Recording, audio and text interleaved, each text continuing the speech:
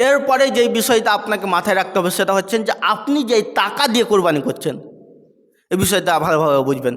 আপনি যে টাকা দিয়ে কোরবানি করছেন ওই টাকাটা যেন হালাল হয়, হারাম যেন না হয়। আপনি যেই টাকাটা ইনকাম করছে ওই টাকাটা যদি হালাল হয় তাহলে আপনার কুরবানি আল্লাহর কাছে কবুল হবে। আর ওই টাকাটা যদি হারাম হয় তাহলে হারাম টাকা দিয়ে কুরবানি করলে কুরবানি কবুল হবে না। হারাম টাকা দিয়ে কুরবানি করলে কুরবানি কবুল হবে না। কেননা আবু হুরায়রা রাদিয়াল্লাহু আনহু বলেন, আল্লাহ রসুল বলছেন যে ইন্নাল্লাহা তয়্যিব লা ইয়াকবালু ইল্লা তয়্যিবা। আল্লাহ রসুল বলছেন যে নিশ্চয়ই আল্লাহ পবিত্র, আর পবিত্র ছাড়া তিনি কিছুই গ্রহণ করে না। অর্থাৎ পবিত্র মানে হালাল, যে আল্লাহ তাবারক ওয়া তাআলা হালালটাই গ্রহণ করে, আল্লাহ তাবারক ওয়া তাআলা হারামটা গ্রহণ করে না।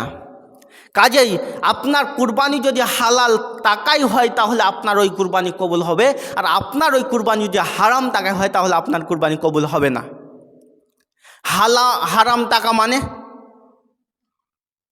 হারাম টাকা বলতে কি বিষয়টা একটু ভেঙে দিচ্ছে। সেটা হচ্ছে না, হারাম টাকা মানে আপনি আপনার মুদিখানার দোকান রেখেছেন, মুদিখানার দোকানে আপনি বিড়ি, সিগারেট, গুল, গুটকা, বিমল, হিরোইন, ইয়াবা, তিরাঙ্গা এগুলো আপনি রাখছেন। তো এগুলো যেহেতু আপনি রাখছেন, এগুলো আপনার দোকানে বিক্রি হচ্ছেন, এখান থেকে আপনার সংসার চলছে, এখান থেকে আপনি কুরবানি করছেন। মানে বিড়ি সিগারেট বেচা টাকা দিয়ে আপনি কুরবানি করছেন। তা আচ্ছা বলেন তো, বিড়ি সিগারেট বিক্রি করা হালাল না হারাম?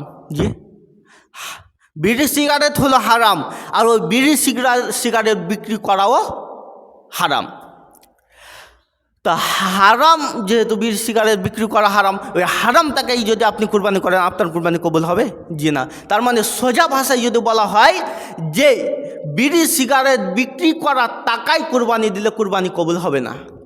আমাদের সমাজে অসংখ্য মুদিখানার দোকান রয়েছে, আমরা তার মধ্যে অসংখ্য দোকানে দেখি বিড়ি সিগারেট বিক্রি করা হয়। এর মধ্যে হালাল কিছু রয়েছেন, কিন্তু তার সঙ্গে বিড়ি সিগারেট বিক্রি করা হয়, টাকাটা হারাম হয়ে গেছে। ওই হারামটাকে কুরবানি করছে, পরোয়া করে না যে আমার কুরবানি কবুল হয়েছে কি হচ্ছে না, আমার কুরবানি আল্লাহ দরবার কবুল হয়েছে কিনা পরোয়া করছে না, করার কাম করে যাচ্ছে। তো খবরদার, যদি আপনার টাকা যদি বিড়ি সিগারেট বিক্রি করা যদি টাকা থাকে তাহলে ওই টাকা দিয়ে কুরবানি কবুল হবে না।